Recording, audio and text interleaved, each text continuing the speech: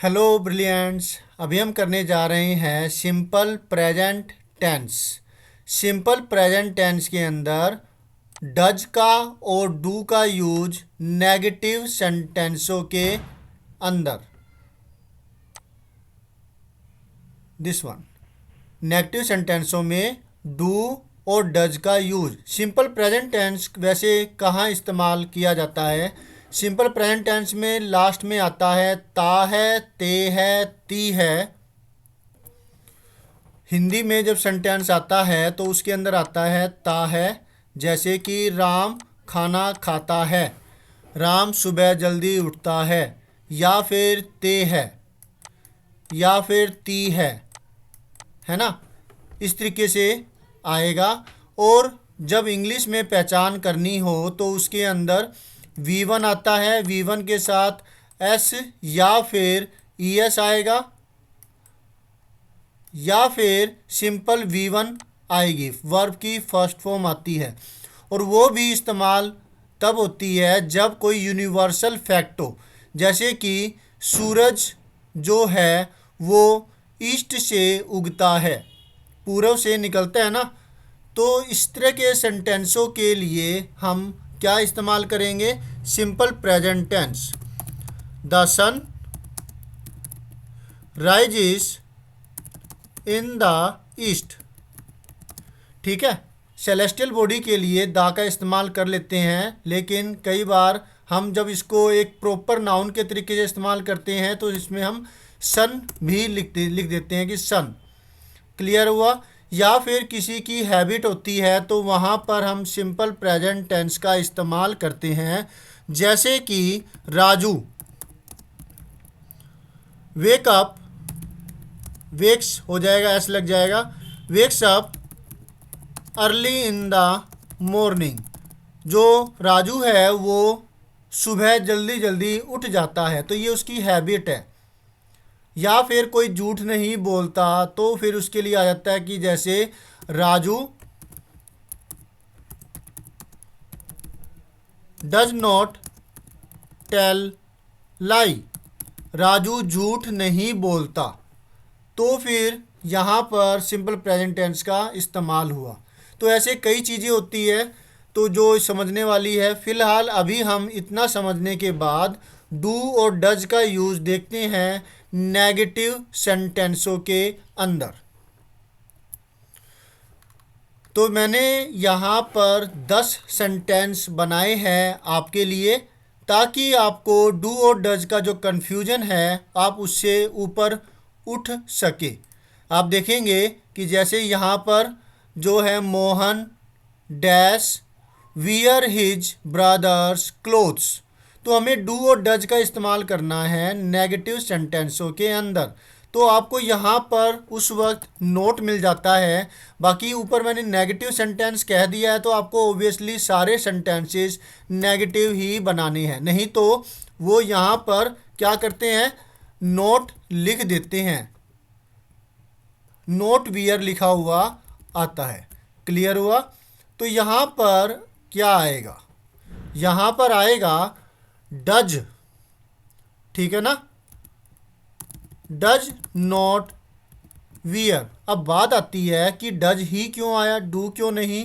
तो ये आप देख रहे हैं जैसे ही आए, वह, सी लड़कियों के लिए वह, इट जानवरों के लिए, या फिर नॉन लिविंग थिंग के लिए इट आता है। सिंगुलर्स जैसे कि किसी का भी कोई भी नाम है, कोई व्यक्ति है, लड़का है या लड़की है, जैसे राम है, मोहन है, सोहन है, सीता है, तो ये वर्ड जो है सिंगुलर्स है। तो इनके लिए डज का इस्तेमाल होगा, साथ में वर्ब की फर्स्ट फॉर्म आएगी। क्लियर हुआ?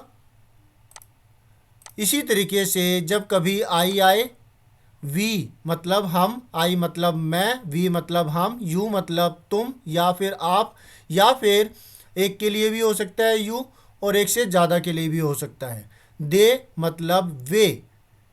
प्लूरल्स जैसे कि राम एंड सोहन, दो व्यक्ति आ गए, और मोहित एंड हिज ब्रदर्स, दो से ज़्यादा व्यक्ति आ गए, तो फिर डू प्लस में वर्ब की फर्स्ट फॉर्म लगती है। Is that clear? Very good. अब यहाँ पर फिर इसी वजह से, क्योंकि ये मोहन सिंगुलर्स है, सब्जेक्ट जो है यहाँ पर है मोहन, तो मोहन डज नॉट वियर आया है। Is that clear? His brothers clothes, Mohan अपने भाई के कपड़े नहीं पहनता। अब यहाँ पर जो सब्जेक्ट है वो है राम। अब राम के हिसाब से यहाँ पर नेगेटिव सेंटेंस बनाना है तो फिर आएगा डज नॉट, राइट? क्योंकि राम सिंगुलर है, यहाँ पर एक व्यक्ति है, तो डज नॉट आया है, ठीक है ना? Does not eat food, Ram खाना नहीं खाता है। क्लियर हुआ?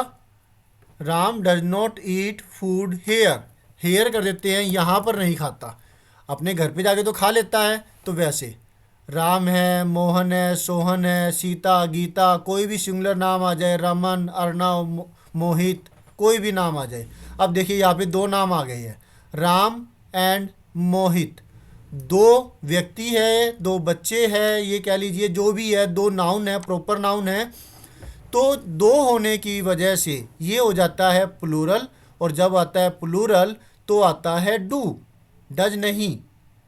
आप इसको वैसे भी ले सकते हैं, जब एक होता है तो उसको एक बड़ा वर्ड मिलता है डज, और जब एक से ज़्यादा होते हैं तो उनको मिलता है छोटा वर्ड जो कि है डू।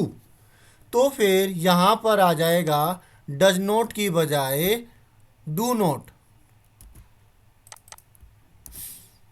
इसका ES हट जाएगा और डू नॉट, और फिर वर्ब की फर्स्ट फॉर्म जो कि स्टडी है, सेकंड फॉर्म स्टडी की जो होगी वो होगी स्टडीड, और थर्ड फॉर्म स्टडीड। इसी तरह से वियर, वियर की क्या होगी बताओ?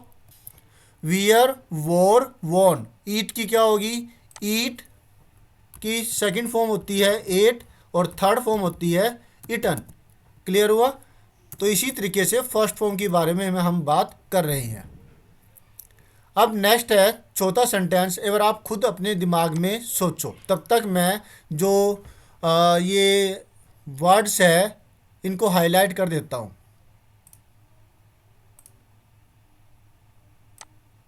सोच रहे हो ना? सोच लिया? आगे की सोच लो कि क्या आना चाहिए।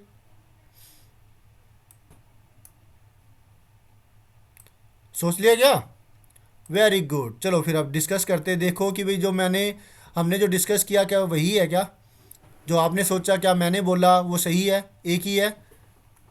मैं तो सही बोलूँगा क्योंकि मुझे पता है आपने सही बोला या नहीं बोला अपने मन के अंदर, वो आप चेक करेंगे तो आपको क्लैरिटी हो जाएगी कि आपको क्लियर हुआ या नहीं हुआ टॉपिक। सुमन एंड रितु ये दो है तो इसलिए प्लूरल हुआ, प्लूरल के लिए डू नॉट आता है। एग्जैक्टली आपने यही सोचा होगा, मुझे पता है। डू नॉट आया और यहाँ पर फिर हम भर देंगे डू नॉट क्लीन।